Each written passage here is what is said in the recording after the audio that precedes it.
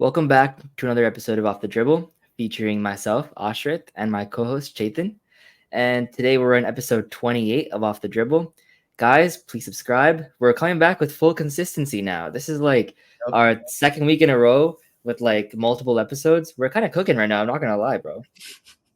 But so I think today we'll just do another NBA roundup like we did last episode, where we kind of go through the teams that have impressed us and some of the teams that like have not impressed us.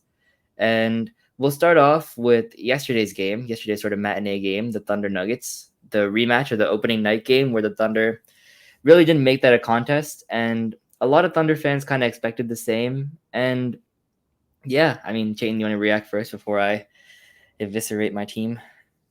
Yes, sir. So, starting off with the Thunder Nuggets, the Nuggets were a little injured during the game, so I didn't expect them to actually come out with a win like they did. They only had an 8-man rotation. They didn't have Jamal Murray. Aaron Gordon also did not play, so they were pretty small there. But they had a pretty like consistent scoring effort. I was pretty surprised to see Russell Westbrook drop 29 points on you guys, which is crazy because looks like he's coming back from not being washed, but like it's one game, so that's that. And then again, you had Christian Braun drop 24 points. I don't think it's something like crazy for the Thunder. You don't expect every team to win all 82 games. Like that's obviously not something that happens. A 7-1 start is like as good as you can ask for. But like the Nuggets did have a little come from the behind victory. They were down I think it was like 16. 16. Yeah, 16 early in the game. So ever since Jamal Murray went down in that Minnesota game, the Nuggets they haven't lost yet. So I mean, is Jamal Murray the problem? Who knows? I mean, really in some ways, yeah, right? Because Yeah. like if you look at the Nuggets offense with Jamal Murray and Russell Westbrook, I mean, anyone could have seen it coming. Like Russ, when you put him as a standstill shooter, is gonna struggle. Like Mm-hmm. I think the first like 5 games when they played, when it was Jamal and Jokic and like Russ was off the ball, like he's on the corner like he was with the Lakers and he was horrible. He was like 2 for 13, like 1 for 9, like it was like tour date shooting numbers. Mm-hmm. But ever since you give Russ the ball and let him work from the top, him and Jokic like pick and roll, pick and pop action is like really beautiful to watch. And with confidence comes a good jump shot. I think he hit 2 or 3 yesterday from 3. I think he has 20 in his last 3 games as a starter. Like he's not terribly washed. It's just like he's like the least malleable player in the league. As in like he only works in one scenario, which is like you have to give him the ball and go. And that's why I think his career is going to get cut short, because realistically, Jamal Murray is a significantly better player to this point. So, like, when he comes back, Russ is probably going to be awful again, just because he won't get the same opportunities to get warm. But it was nice to see a game like yesterday where, like, as a Thunder fan, and Russ is my favorite player of all time, where it's like, wow, like we get to see like him attack the basket, like he's making plays in the defensive end. He's a big reason why Peyton Watson got the block yesterday to seal the win. But now to the Thunder. And it's not necessarily the fact that we lost. It's the fact that 1, we blew a 16-point lead, which is annoying. But 2, we're by far the best defense in the league. And we let a team that like realistically had like little to no offensive firepower besides Jokic, like they were effectively making everything. Like Julian Strother was confident enough to take 4 step back threes in a row. Like I don't even know this guy was like that. And I think the worst of it all was how bad Shea played. Like if you look at the numbers, like Shea had 20, 26, 28 points on like above 50% shooting. Like you're looking at it like it's a decent game, but 8 turnovers, and honestly, it could have been more. Like he got saved a lot by like Isaiah Joe coming around and picking up the ball from the ground. He looked like he had no control of the ball yesterday. You're looking for Shea at the end of that game with 5 seconds left. Like he carries the ball down the court. Jokic is complaining on the other end because Peyton Watson missed both free throws and he thought he got fouled. And then Shea had Russ with no help behind him and a wide open lane to the basket, but he couldn't take it because he lost the ball. So it's one of those where it's like he's gonna have these games. He had a couple of these games last year, but it's just like irritating in the moment when you see like a player as good as Shea like make so many like small mistakes, especially in a game where J-Dub had almost a triple double. Yeah. It's again, like it's one game obviously, but like you hate to see like that. I personally like those 16-point leads, 18-point leads. As a Wolves fan, those shits never last. Like they're always there Yeah, for like 2 minutes and then they're gone they're in a gone. heartbeat. Yeah. But again, like do you think that this is like a turning point for the Nuggets a little bit, give them back a little bit more confidence, cuz like they did start the year off a little slow. A lot of people were concerned about like the way they were playing, that people were talking about like saying the championship window is closed. So you think like this is a turning point for them a little bit, get that confidence back and maybe fulfill an identity in the beginning of the season? No, but they should like trade Jamal Murray for a wing though. Yeah. Like it's obvious they don't need him anymore. Mm-hmm. Like if Russ is able to give you similar production, and it's not like Russ is gonna give you 30 a night, right? Like he's not No. gonna do this, not gonna do this often. Same time, But Jamal doesn't give you 25 a night. Also, he'll exactly. give you But 25 like one night, and then he'll give you like 12 the other night on like 6 for 20 shooting. exactly. But if Russ can give you like 15, 16 with like that vision, then and Jokic already the best passer in the game. Yeah. Like you don't need like that sort of like Jokic is one of those rare players where you don't need a point guard for him. Like Mhm. Jamal Murray is really good in the playoffs. So you can get a basket. If you want, like another wing could do that. Like if they had like a good version of Paul George, I think they'd be a lot better than like what they are right now, Jamal Murray. But no, I mean they're not going to trade Jamal Murray. They just signed under an extension, so I think they're not going to be good. I think another underrated part of like the reason that they were able to pull out a victory yesterday is like throughout the first like 8 games of the season, Christian Braun has like I think like top 3 in most improved so far. Like he's been exactly what the Nuggets wanted. Like they've lacked shooting, and like the majority problem with him like going into the starting lineup was he can defend, he plays with energy, he's really athletic, he can he can get to the rim, he can get to the free throw line, but like the biggest concern was like going to replace that KCP like shooting, that consistent corner shooting, that 40% shooting on like 5 attempts a game, which is like really good. But now like you see him like having that confidence from three. He's banging those open threes. So like I just wanted to give props to him. I personally don't really like him because he dunked on Gobert the other day and he was talking shit. But like he's been playing well and he's been filling that role a lot better than I expected him to. Yeah, I don't know, but like because the most improved is so crazy this year. Because Yeah. like you They can have also put the Grady entire Dick that's also going crazy. There's so many people Norman there. Powell, bro. Norman Powell's on one right He's now. averaging 25 a game right now. Yeah, a 50, 40, 85. Yeah. So it's kind of an absurd race right now, but he's definitely up there. He's really impressed me. Yeah. But another team that's really impressed me is the Golden State Warriors. So honestly, Mm-hmm. I did not we both didn't see this. Yeah, I didn't see this at all. 7-1. And yesterday I thought was like the litmus test. Like you Mhm. get, even though they're banged up, like, even though Jaylen Brown and Porzingis didn't play, like the Celtics should beat them. Like They're just deep enough. compare roster for roster. Yeah.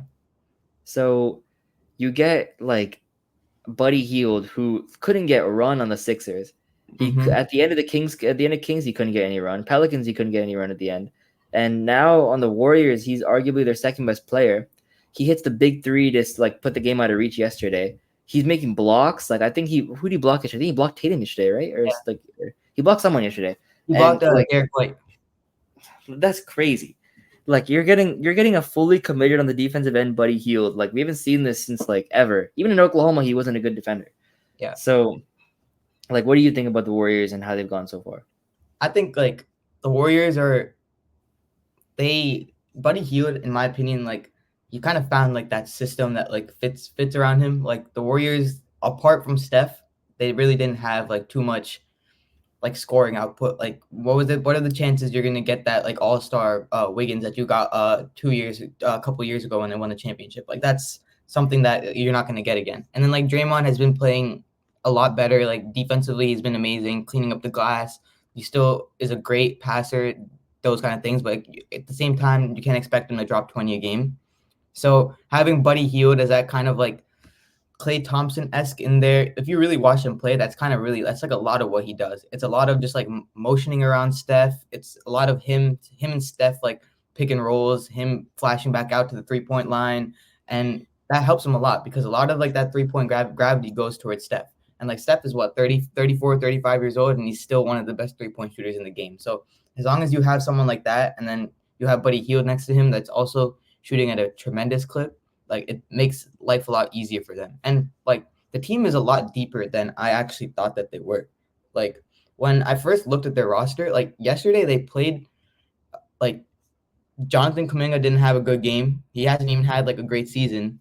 They haven't given like Moses Moody consistent minutes, but they're just like it's kind of like a full team effort. Like you have Pods. Pods didn't even play yesterday, but usually like you have Pods that would come in. You have Trace Jackson Davis. You have Kevon Looney, Gary Payton. So it's like a lot deeper of a team than I thought. So they're basic. They have like people that can do everything in every position. They have Andrew Wiggins that can go out there and he can go and defend your best player. Like in my opinion, he did a very good job on Jason Tatum yesterday. Apart from the third quarter, like Tatum had 17 in the third quarter, but like every other quarter, he made it difficult for him. And then you have people that can go out there and shoot the ball. And then so yeah, I just feel like the team is a lot deeper than people thought, and I think that they can honestly like keep it up, barring like no injuries, of course. Not even just injuries, bro. Barring Buddy Hield coming back to like what we Yeah. thought he was as a player. Like Mhm. I don't know when the last time we've seen a player like make this big a jump in like this would be his 8th year, I think. Something around then. Like I don't like this is crazy because he's always been a good shooter, but if he's putting the ball on the floor, and I Yeah. think we anticipated like Trace Jackson Davis to probably be the player that like kind of builds his game up on this team because like Steph always brings the best out of his centers in the pick and roll, pick and pop. Mhm. But like I don't even think he's been like amazing. Like yesterday, I feel like it was a mix of Hield's offense and Wiggins' defense, and then Kevon Looney just crashing the boards. Like they Yep. have so many players that can kind of like make a difference at any point in the game. Mhm. And I'm kind of excited to see that game on Friday, the game tomorrow again with them and the Cavs, because that's kind of like the game that like. I mean, I thought yesterday was that game, but tomorrow is a fully healthy Cavs team. I think against like Mhm. this team, this iteration of the Warriors. It's gonna be a pretty good game at 7:30 to see like which team pulls it out. Them versus the 9-0 Caps, which we touched on them last time, but they've been playing amazing basketball, fully healthy. Darius Garland's having a great year, so that'll be an amazing game to watch. Yeah, who you got in that game? I think the Cavs will personally pull that out. They just have like a lot more firepower on that team. They just like are so much more complete. Like even in the starting lineup, like dude, like healthy. Like you have a backcourt of, or you have like your center of Jared Allen and then Evan Mobley. Like come on, like Dude, Evan Mobley, bro. My God, he's so like good. he had a block at the top of the backboard. Crazy. Takes that ball back, takes it across the court all 95 feet, and then dunks Yep. it on the other end. Mm-hmm. Like, it's not like, bro. I want him on the Thunder so bad, bro. Yeah, it's it's a good. They're a great team, and I'm glad that like it's finally clicking for them. They're proving that no defensive backcourt wrong. That little thing that me and you were talking about. They're proving it wrong right I now. don't know, bro. Like. You think you need to keep this up? Cause like we've If seen Darius, teams Gar- start off like super hot. if Darius Garland keeps playing the way he's playing, because you know Donovan Mitchell will give you a consistent 25, 27 at night. But DG dude, like he's draining like step back threes like consistently, which is like obviously like that's how talented of a player he is. Like that's what he should have done last year. But if he keeps it up the way he's playing, like God knows, honestly. You're saying conference finals. You're saying finals. What are you saying? I'm saying conference finals. I don't know if they'll beat the Celtics, but conference finals definitely. Speaking of a team that I think maybe I predicted them to go to the conference finals, but they're sitting at the bottom of the conference right now. The Philadelphia 76ers. Yep. Uh, 14 and 15 in the East, man. It's yeah, a that's lot of people thought crazy. would be like maybe 1 and 2 or 2 and 3 in the East. At least 4 and 5. At least Like 4 and 5 was like 14 and 15. 4 and 5 was their floor. Like 1 and 2 and 3, 1 and 2 was like their ceiling. But 14 and 15 apparently is what their floor is. PG and Embiid said, "Fuck the floor, bro. Yeah. We're gonna break that." But nah, like, and now like PG actually looked pretty good yesterday. He did. Limited minutes. I think I saw, as far as I saw him when he went 7 for 9. He had 18 points. It wasn't terrible, but man, another blow today morning. Tyrese Maxey's done for two plus weeks, The hamstring. and now you got PG alone coming off, I think a dislocated leg, right? Or Hyperextended hyperextension. a bone bruise in his left leg. Yeah. And I mean, thankfully you got like one of the best big men in the league coming back next week. But how long is Embiid gonna play? So Like, I was watching like the ESPN on NBA, like with Kendrick Perkins and Windy and all of them, and they brought up an interesting point. Like so far, like the talk of like Embiid hasn't been like him playing. It's been like everything surrounding him. Like a couple days ago, he had an altercation with a reporter. He got suspended for 3 games with no pay, losing about $1 million in salary. Then before that, he was involved in another investigation with the team because he went out and said he wouldn't play back to back. So the team got fined $100,000 for that. So first of all, like to start the season, like nothing surrounding basketball. Like there's been nothing surrounding basketball. It's been a lot of off the court issues. And then now, if you really look at this injury and him coming back they play the Knicks on Tuesday.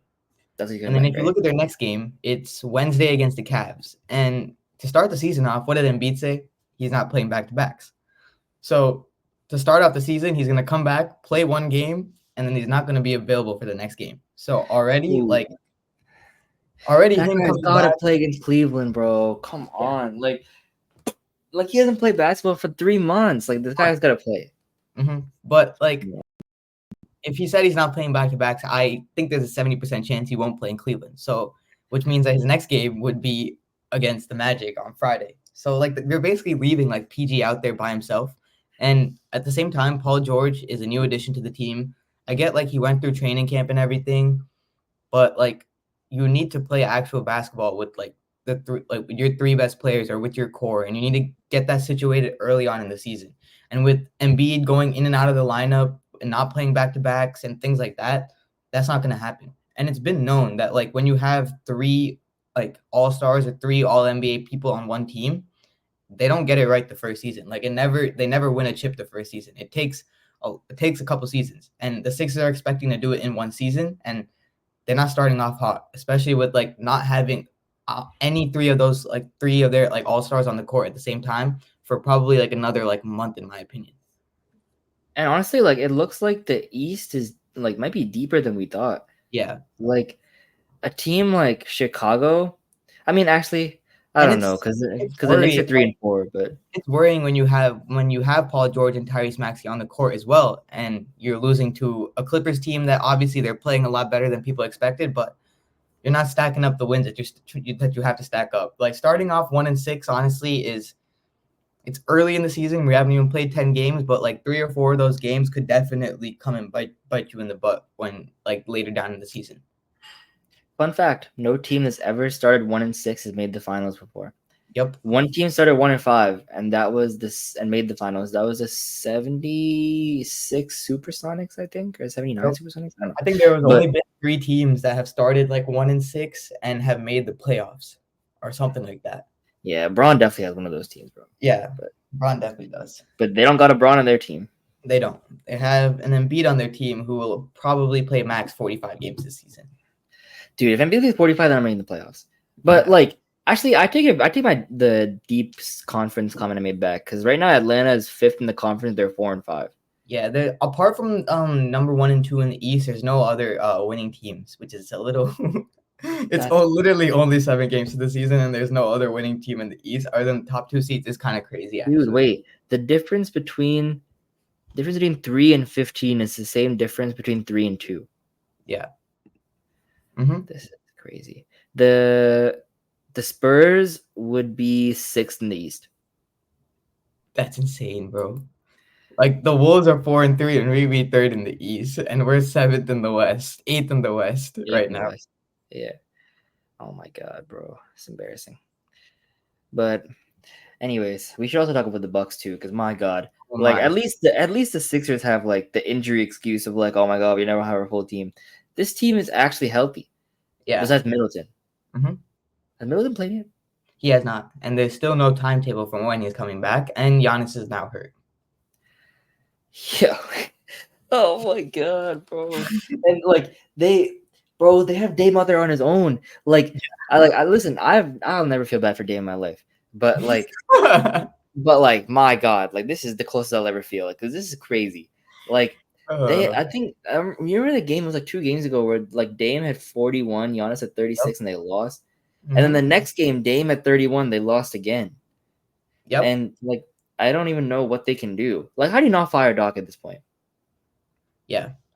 Even it's only been again like topic of conversation 7 games into the season, earlier into the season. That's the theme going on, but that's crazy, dude. You have one of the best clutch performers. So you would assume that like as long as you're 4 points or 2 points, as long as you're within striking distance, you always give yourself a chance in the games, and then you have a top 3 player in the league, and you're still starting off 1-6. Dude, In like, my opinion, like it's not the fault of Dame and Giannis. It's not even like their pairing not working together. It's their supporting cast. Like they have, if you watch their games, they have no sort of perimeter defense. Every person on an opposing team gets to the paint, and either they get a chance at a layup and get to the free throw line, or they're able to pass it back out to the 3-point line and get a very clean look for a three. Like they signed Gary Payton, Gary Trent, who's supposed to be a very, very good 3-and-D player in the league. He's been horrible so far to start the season. That they've started like playing some of their younger players, like AJ Green has gotten more time than Gary Payton. So, and like you're starting Taurean Prince, like you texted me this the other day, like you're starting Taurean Prince in 2024. Taurean Prince as an 8th man, maybe a 9th man is like fine. 7th man coming off your bench, but starting him as your starting small forward it's crazy. Like the roster construction there, it's honestly in my opinion goes to like the top of like ownership and like management. Like you obviously you have 2 like top 20, top 15 players in the league, but now like how the NBA is going towards is going away from like having big 2s, big 3s. You need to have a proper team from 1 through 10, and you need to have a very solid bench. And without that, like you're not going to be able to win games. And that's the story of what the Bucks is going on with the Bucks right now. And it's not helping that Chris Middleton isn't playing, and they have no idea when he's going to come back and play. I'm gonna mildly disagree with you, only because, like, you spoke on the roster construction a lot, and I agree that the roster isn't like there's no way this team wins the finals, right? Yeah. But like, this is coaching, bro. Like, there's just no way that like Andre Jackson should not be starting over Taurean Prince. Mm-hmm. Like, I don't even care that Andre Jackson hasn't played well yet this season.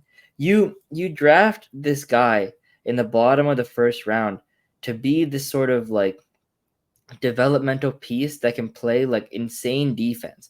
You drafted him purely for defense. And like you play Taurean Prince ahead of him.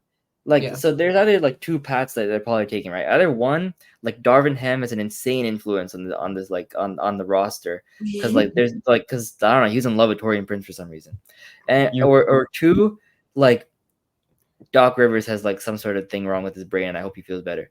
But like the other, like there's just no way like you can watch Taurean Prince play basketball and think that this is an adequate player in the NBA. No, exactly. Like they have Bobby Portis going for 21 and 18. They have Dame going for 36 and 7. They have AJ Green shooting 7 for 9 from 3 and still losing. And they're like it has to be coaching. Like I don't think they can play much better than this without Giannis. Like in their defense though, their schedule has been kind of hard.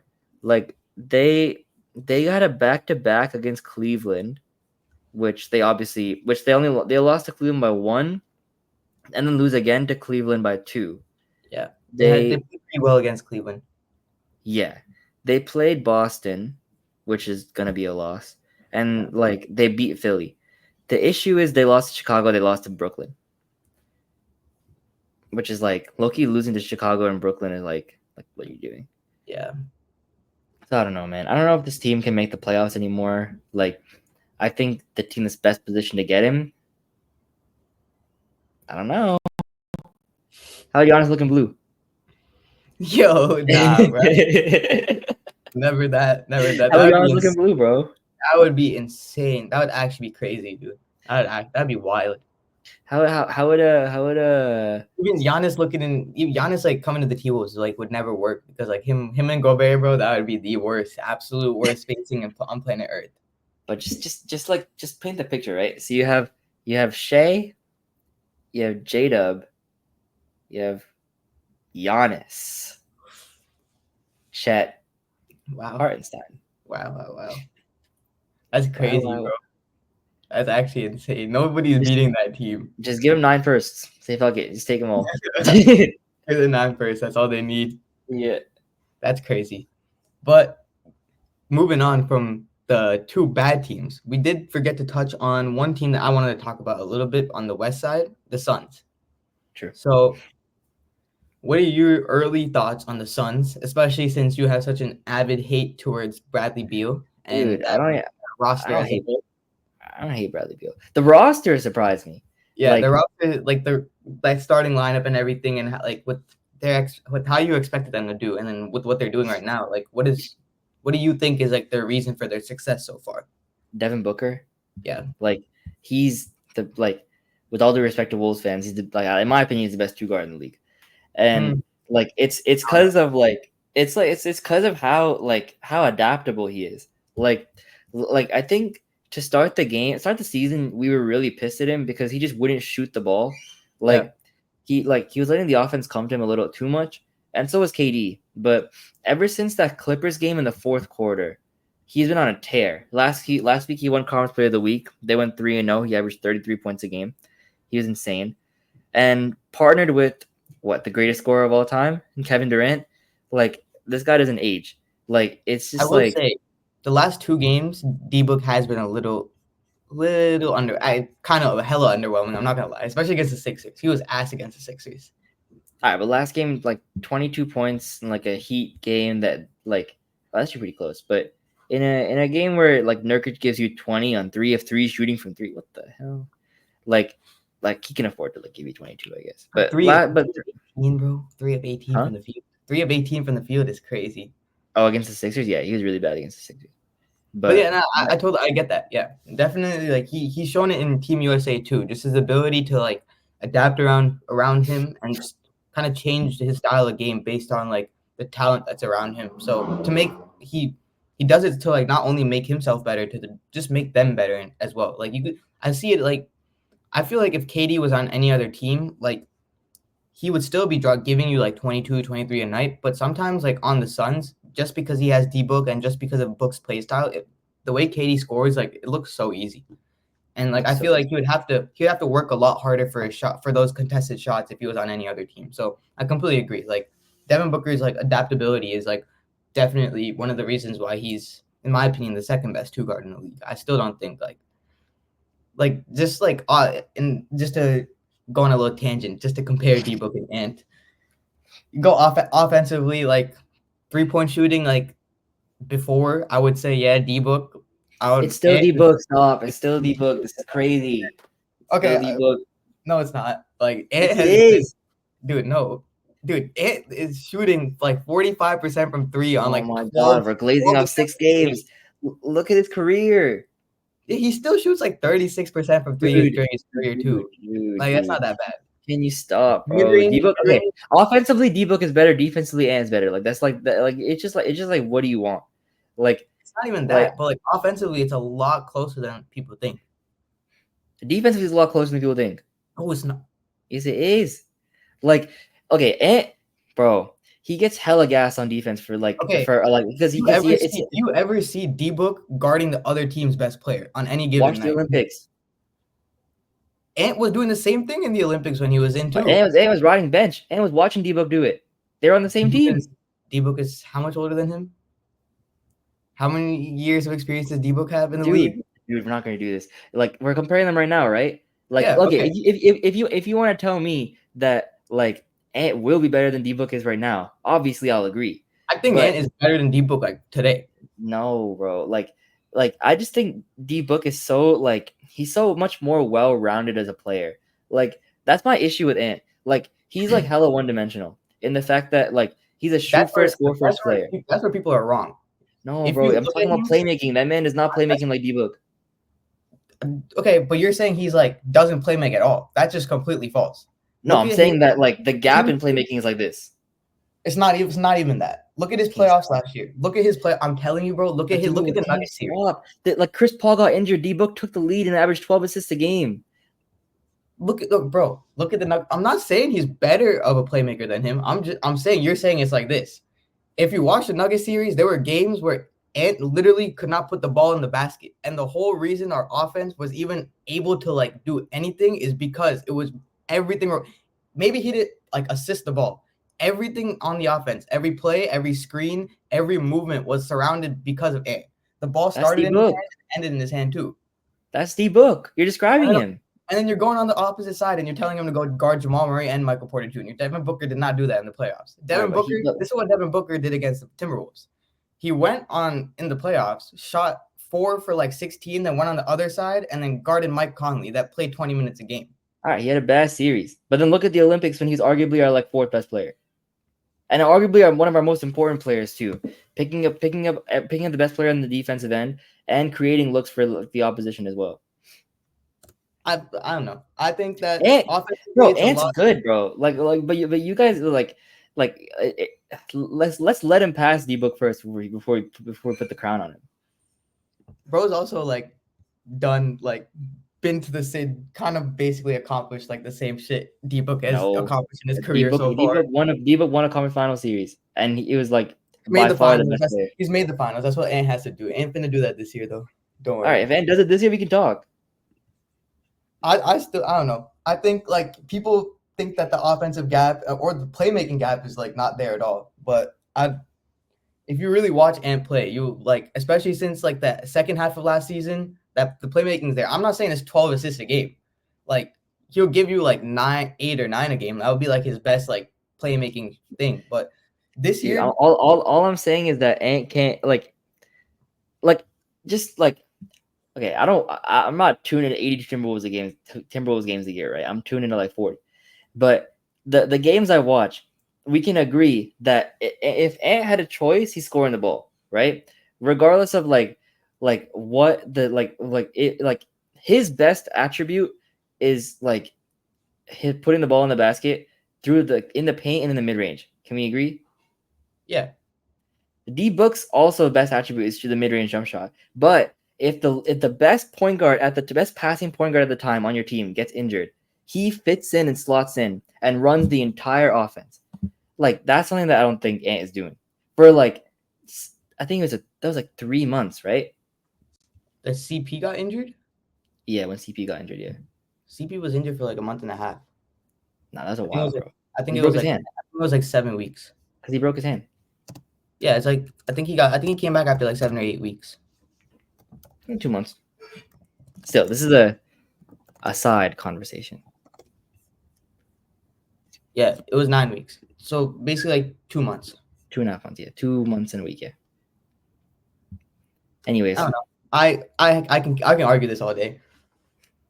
Yeah, I don't really want to. But yeah, neither do I. Because there'll never be an end conversation to it. But that was our little side tangent to it. Yeah.